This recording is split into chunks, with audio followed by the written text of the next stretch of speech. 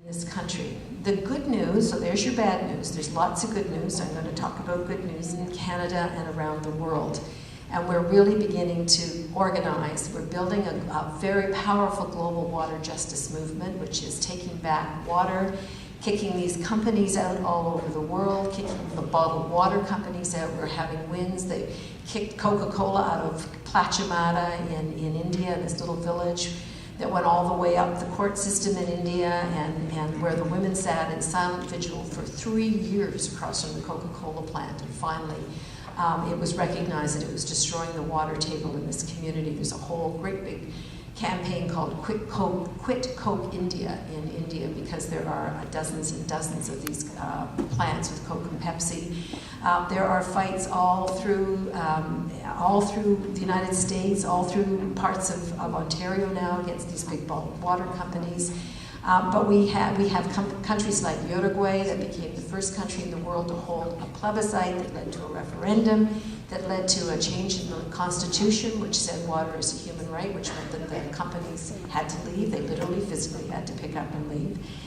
So these stories are very powerful, and they're happening around the world. And I'm even very excited because Ecuador has just become the first country in the world to pass a law that actually recognizes the rights of water itself and recognizes the rights of nature beyond its use to us, which is very exciting. So there is suddenly a consciousness, and I think of this movement, this water movement, or this consciousness, as being about 5 years behind the climate change crisis or concept in terms of general knowledge. So we're getting there. There are dozens of films and books, and suddenly, you know, there's an awakening that if we don't take care of this water, it's going to, we're going to kill the planet. So here are the 3 things that I think that we need to concentrate on, and we absolutely in this country need a National Water Act. We need to ban the export of commercial water once and for all. We have to remove it from NAFTA. We have to remove water entirely from the WTO and from all trade agreements. I mean, these trade agreements should be turned around anyway. But we absolutely have to be pushing very hard for this. And anybody who wants to know more about what we can do in our country, go to our website, Canadians.org. We've got all sorts of information, petitions to sign, things that you can do. Join any group here, locally, Water Watch, the Council, the CUPE water groups, anybody here who's doing this work and be part of this, because we can force this government or a future government to take more respect. But in the world generally, and here in Canada, I feel there are kind of 3 guiding principles. The first is the notion of watershed protection and watershed restoration. We have to stop and ask ourselves how to protect the water that we have. That means we have to restore water systems. That means everything from the way we build our urban communities, which has to leave places for the rain to get down into to recharge the aquifers. It's conservation. It's sustainable local food production is probably the single most important thing we can do to protect water, which means we have to totally question the whole notion of unlimited growth, which is totally based on the notion of unlimited resources, which don't exist anymore. And here's our government building these gateways up in Delta, and the super highways and the ports to bring in more stuff and more stuff. There's not going to be so much stuff. It's not going to be possible. China has run smack into the water wall. There is no way China can continue to destroy its environment, to create so much stuff. We are building our economic and trade policies based on a future that's not going to exist. Everybody is going to have to move back to more local, sustainable food production and industrial production. And we're going to have to move to very strict rules about pollution of our environment. Martin Luther King said legislation may not change the heart, but it will restrain the heartless, which I think is one of the lovelier things ever said.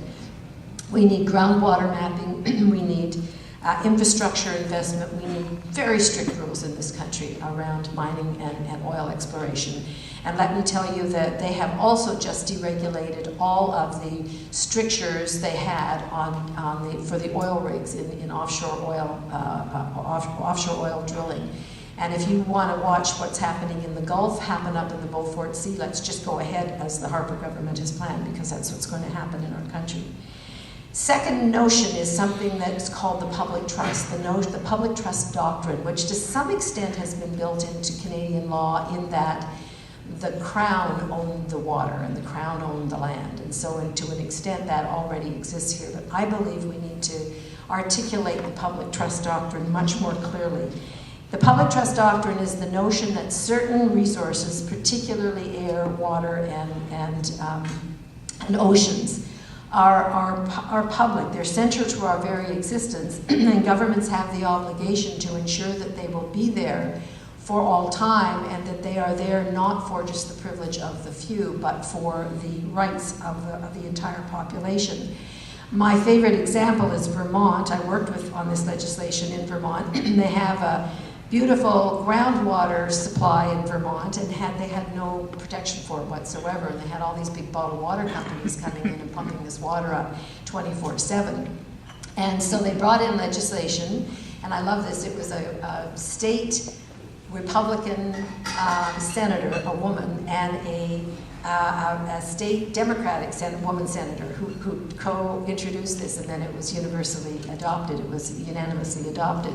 But they said that their legislation declares their groundwater to be a public trust, and they're very clear what they mean by that. They say that means that it cannot be privatized. No one owns it. We all own it. All Vermonters own it. It belongs to the earth. It belongs to the ecosystem, and it belongs to the future. And they actually name that in the legislation. And then they say there's priority access to that water. And the priority access is ecosystem protection, water for people's needs, ordinary people's needs, and sustainable food production. And if you're going to use more than a certain amount, you have to apply for a license. You pay for that license, and the government has the right to revoke it if you're polluting or taking more than you should, or they find they don't have enough water for the massive taking that's happening. And I find this a model that we're going to have to move to quite quickly, because I know here on the island, and there are people who understand this much better than I do, but I think the way the water systems run here is almost a kind of parallel privatization system, a water market system already. And then finally, the whole notion that water is a human right, and that nobody in our world should be dying of water-borne disease or lack of water because they cannot pay, while others are able to appropriate it freely for profit. It simply must be stated in our constitutions. It doesn't mean there isn't an economic dimension to water. Of course there is. Every single thing we wear, everything we have has needed water to produce.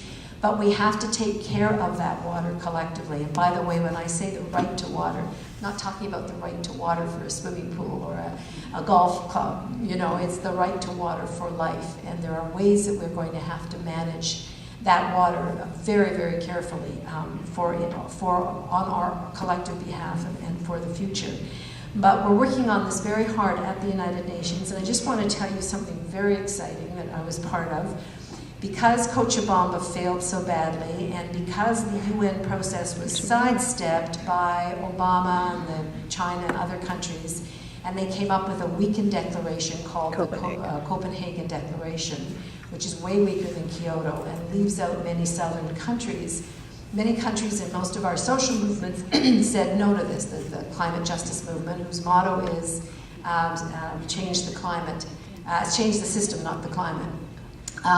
So we resisted this, and were invited to Bolivia, to Cochabamba, Bolivia, 4 weeks ago, by President Morales, Evo Morales, who's the wonderful, far-sighted hero of a president in Bolivia. And he invited the climate justice movement to Cochabamba to draft an alternative to the Copenhagen Declaration, which we did. It was very, very exciting. But out of that also came a draft of something called the Universal Declaration on the Rights of Mother Earth.